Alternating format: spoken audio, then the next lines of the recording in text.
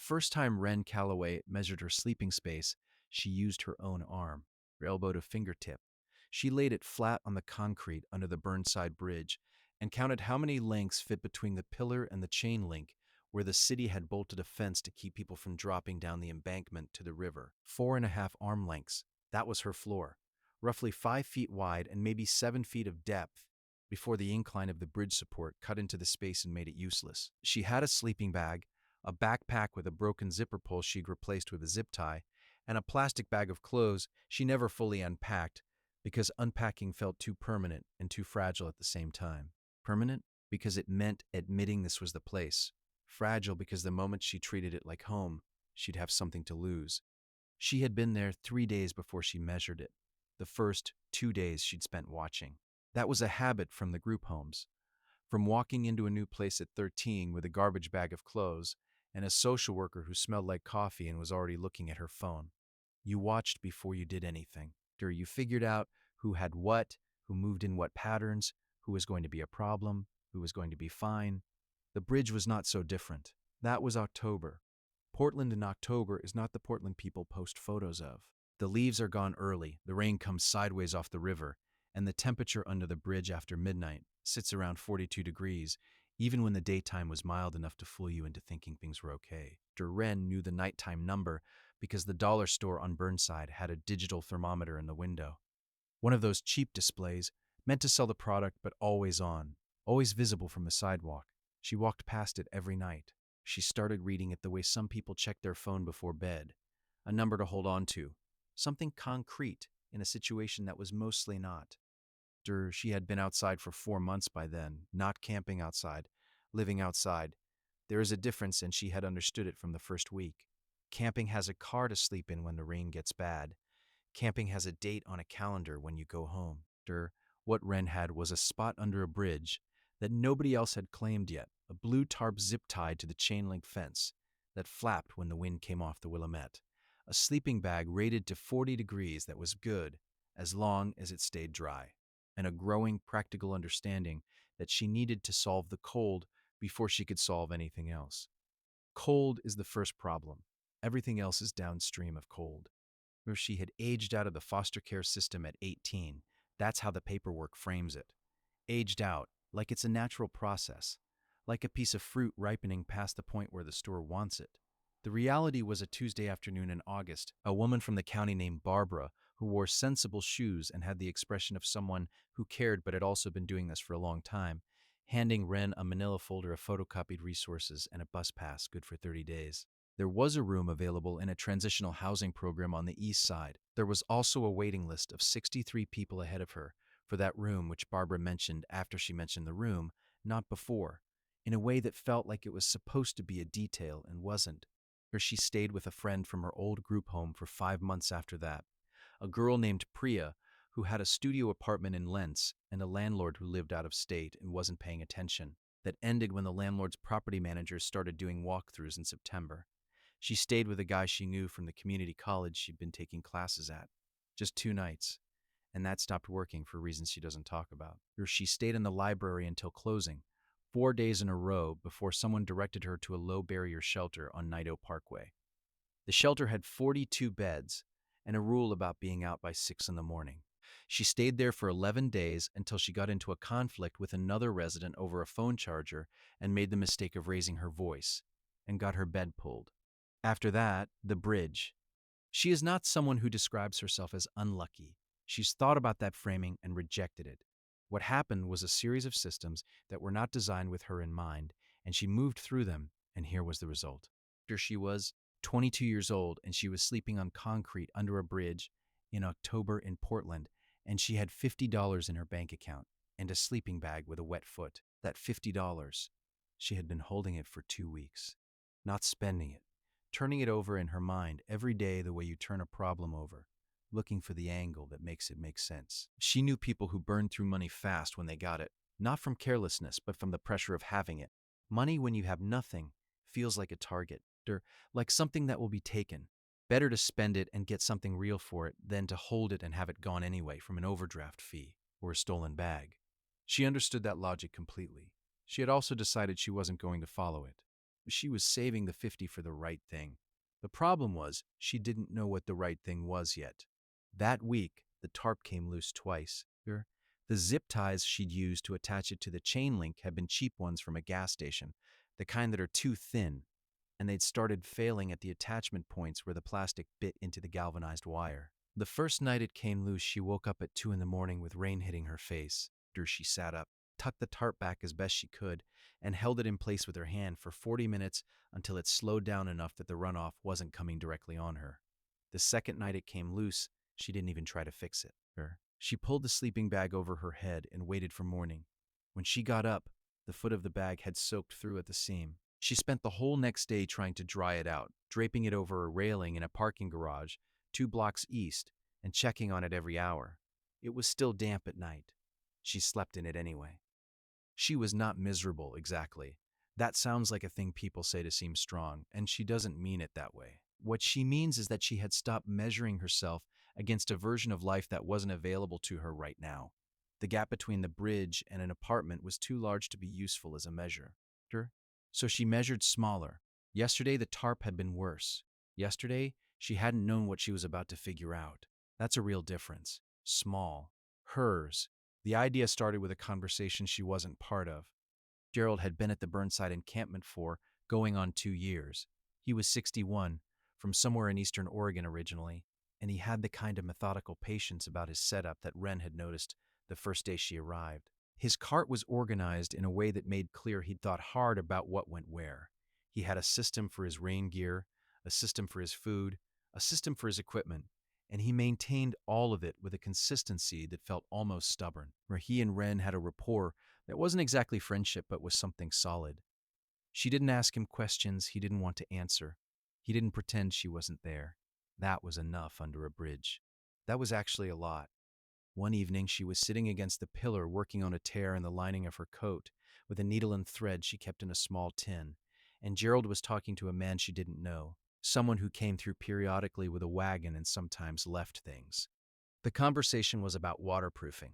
The man was describing a problem with a tent that kept leaking at the seam. Gerald said he'd stopped trusting tents 2 years back.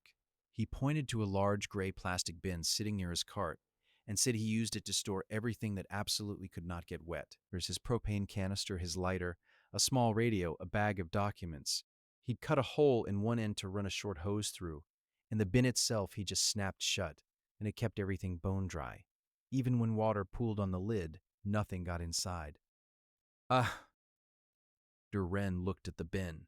It was one of the large storage totes, the kind with the snap latches on 2 sides, the kind that sits in the seasonal aisle of every hardware store in America from October through January and then gets moved to the back after the holidays. She knew exactly what it looked like inside because she'd used them in the group home to store the things they were allowed to keep.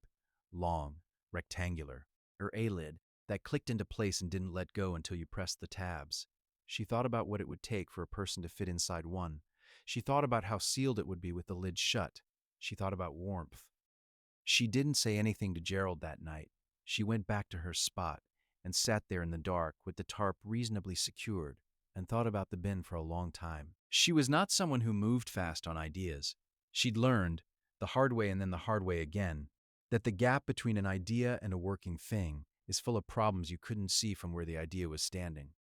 She'd spent money on things before that didn't work. A little propane heater that she couldn't refill because the canisters were $7 each. A battery-powered lantern that ate through AA batteries in 2 nights. Things that solved one part of the problem and created new parts. She needed to think this through before she bought anything.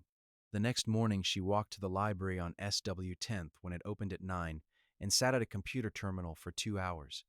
She looked up the dimensions of the large storage bins sold at hardware stores. The 105-gallon tote was the biggest one the common stores stocked. 54 inches long, 29 inches wide, 27 inches deep with the lid on. She was 5'3". She would not fit lying flat with the lid closed. That was the first constraint, and it was non-negotiable. She wrote it down on the library notepad she'd taken from the reference desk. Then she sat with the constraint for a while, not lying flat. Okay, what if the bin was not oriented the way a bin is supposed to be oriented? What if the bottom wasn't the floor? What if the whole thing went on its side and the opening, the hole you'd cut, went in, one of the short ends. Then the 54-inch length became the depth of the space, which was plenty. The 29-inch width became the height of the interior, not sitting up height, but lying on your side height, more than enough. The opening in the short end would be the entrance. She sketched it on the notepad. The bin, horizontal, entry from one end. Interior lined with something that held heat, a pad to sleep on. Or she wrote her materials list with a column for the price of each item. A habit from a foster home when she was 15. A woman named Diane who ran a tight household and made all 3 of the kids in her care write grocery lists with estimated costs before she'd take them to the store. Wren had resented it at the time, or she uses it constantly now. The list came to $46.50 before she'd bought anything, which gave her just enough room to handle. One thing going wrong: the bin was $34 at a hardware store on S.E. Powell. She confirmed it was in stock by looking online before she walked the 1.3 miles, because she could not afford the time or the bus fare to get there and find out they'd sold the last one. It was gray, which she'd hoped for. Gray absorbed less visual attention than something bright. It had 2 snap latches, a flat bottom, and walls thick enough that the plastic felt solid when she pressed on the side. A couple of contractors she'd bought it and stood outside the store for a moment, because in her focus on confirming the bin existed and getting it purchased, she had not fully worked out the logistics of getting it back to the bridge. And it was large and unwieldy, and she had no vehicle and no cart. She was standing there working this out when a man loading a pickup truck with fence posts offered to drop her wherever she needed to go, south on Powell, for nothing. He put the bin in the truck bed without being asked. She directed him to within a block of the underpass and thanked him and carried the bin the rest of the way herself. She set it down next to her spot and looked at it. Gerald came over after a few minutes and looked at it too. She told him what she was planning to do. He looked at the bin for a while longer, and then he said it might work. That was all. He stayed while she looked at it, and that was something. When you're about to do something that feels both necessary and slightly desperate, having someone present who isn't suggesting you do something else instead is worth more than it sounds. The first thing was the door. She needed to cut an opening in one of the short ends, big enough to get her shoulders through without having to angle, small enough that the heat loss through the gap would be minimal. Or she borrowed a box cutter from a man named Ray, who had a tent set up near the east side of the underpass, and used it alongside a serrated kitchen knife she'd had since the group home. The plastic cut in layers. The outer layer was the hard part, stiff and resistant, and she had to bear down. Once she was through it, the cutting went easier. Wide, she made the opening 16 inches wide and 14 inches tall, which she measured with a piece of string she marked at those lengths with a Sharpie. The piece she cut out she didn't throw away. She scored a fold line across it near the base and bent it up to form a flap, a simple door that could fold down over the opening and back up again. She attached 2 strips of heavy-duty Velcro to the flap and to the inside rim of the opening. $4 of Velcro from a hardware bin. When she pressed the flap closed, it held. Not airtight, but close. She positioned the bin against the concrete pillar, on its side, with the opening end facing toward the pillar wall rather than toward the open air of the underpass. There was a gap of about 10 inches between the opening and the wall, which she would have to crawl across to get inside. That gap was the vestibule. It meant that cold air coming in from the bridge side had to make a horizontal turn before it reached the flap. Not a lot, but something. Every degree she could hold was a degree she wasn't burning trying to replace. The insulation was 2 things.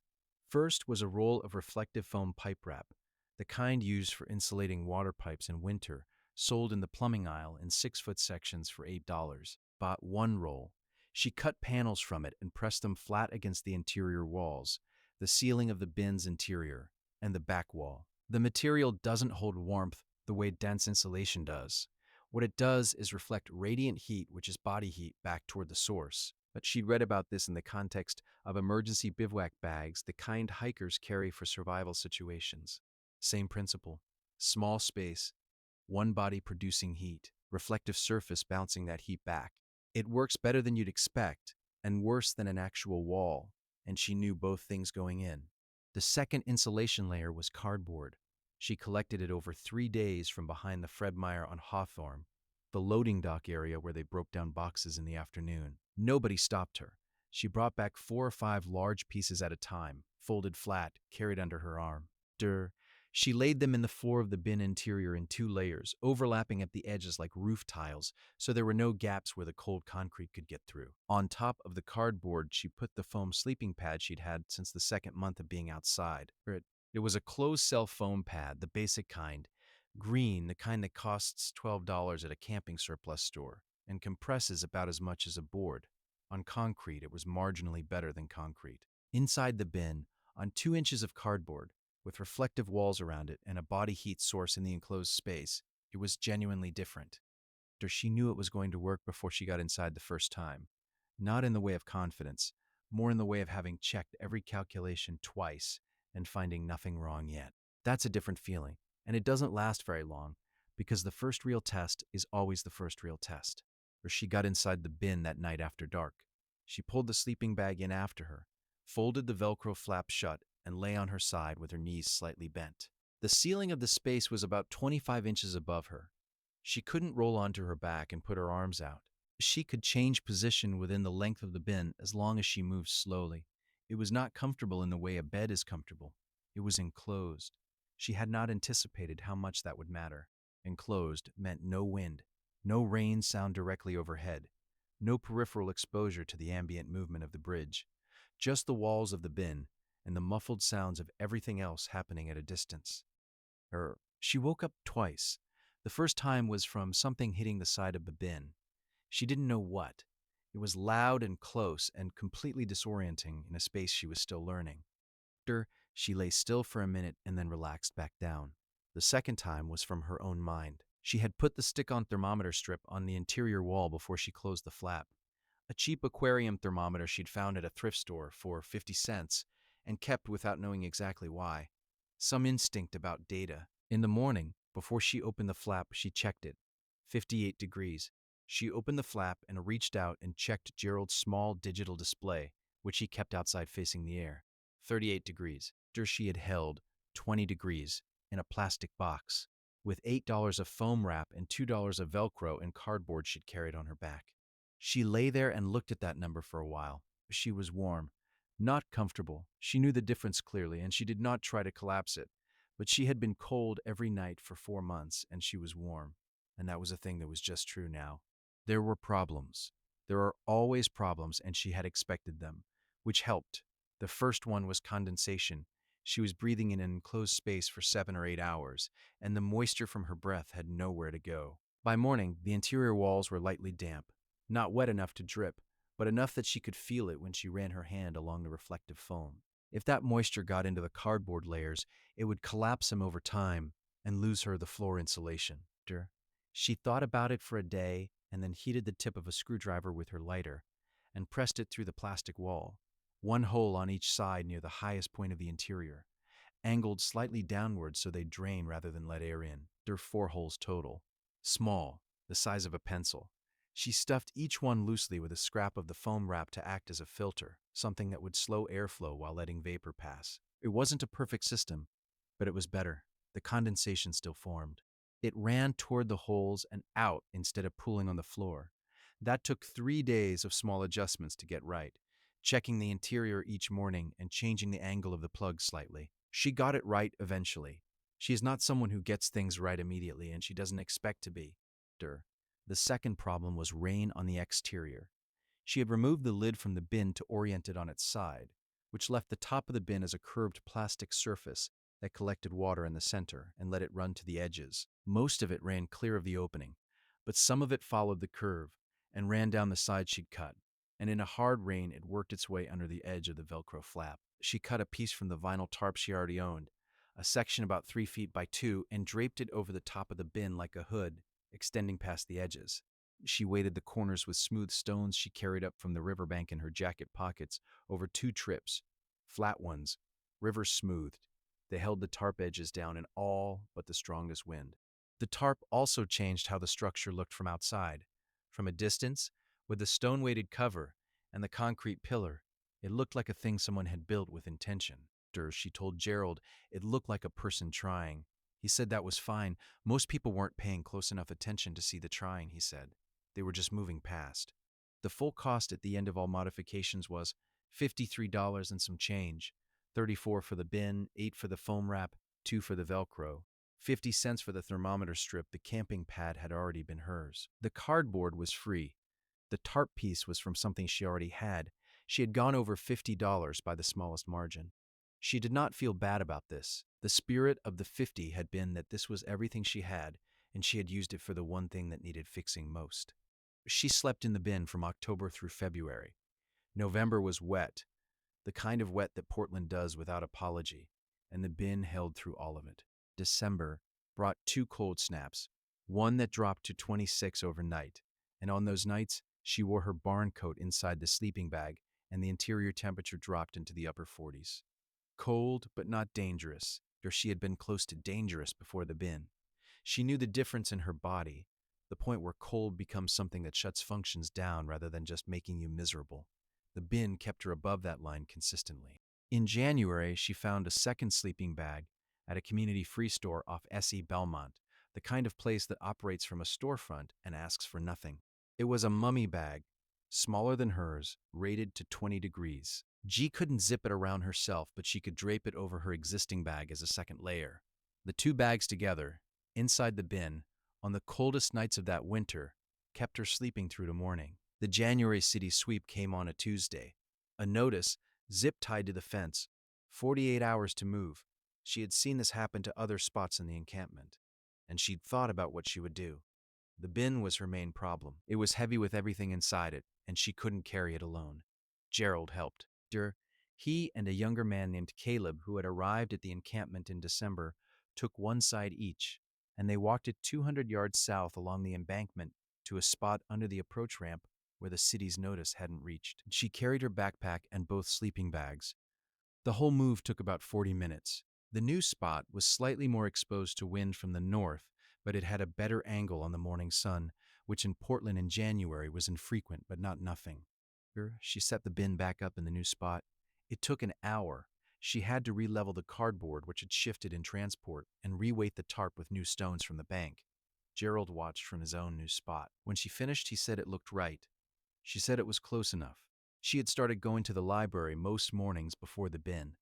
It was somewhere to be, somewhere warm, with a bathroom and a computer, and nobody asking her to leave as long as she wasn't taking up 2 chairs. After the bin, she went more deliberately. She had slept. She had the kind of alertness that comes from actual rest rather than the half-awake survival state she'd been in for months, where you're technically conscious but nothing is fully processing. She started working through the coursework she'd deferred when the situation with Priya's apartment ended and everything came apart. She was 2/3 of the way through an associate's degree in business administration when she'd had to stop. She started working through the remaining coursework using the library computers and whatever she could access for free. It was slow, for she had 3 hours most mornings before the library computers filled up and the wait list started. 3 hours most mornings across 4 months is a lot of hours. The outreach worker came through in November, a street team that walked the Burnside encampment every few weeks with information about services.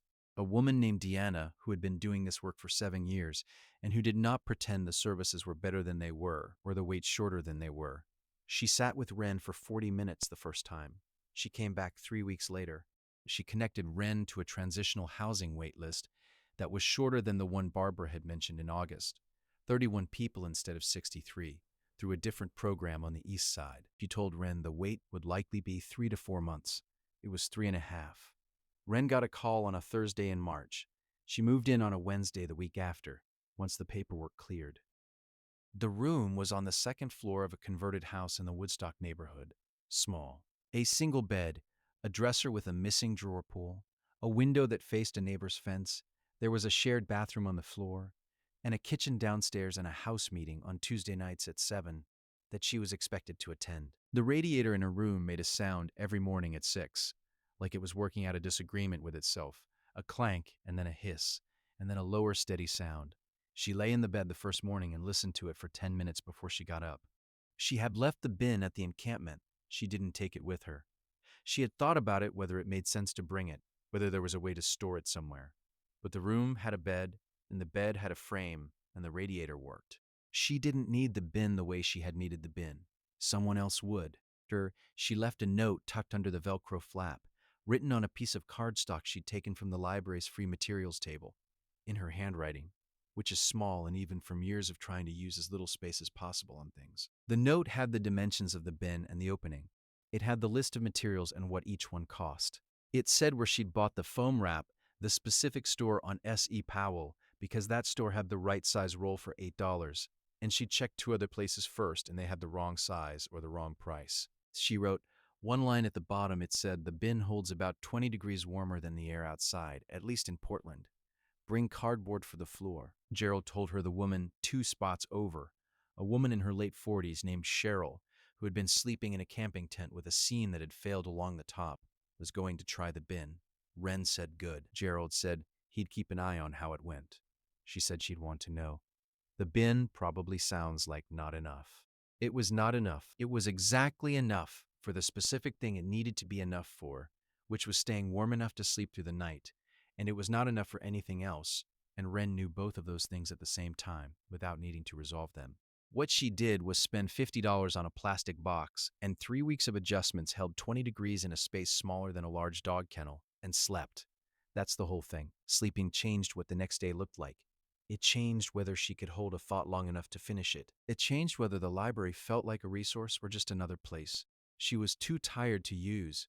You can't think your way out of a hard situation on no sleep. You can't plan.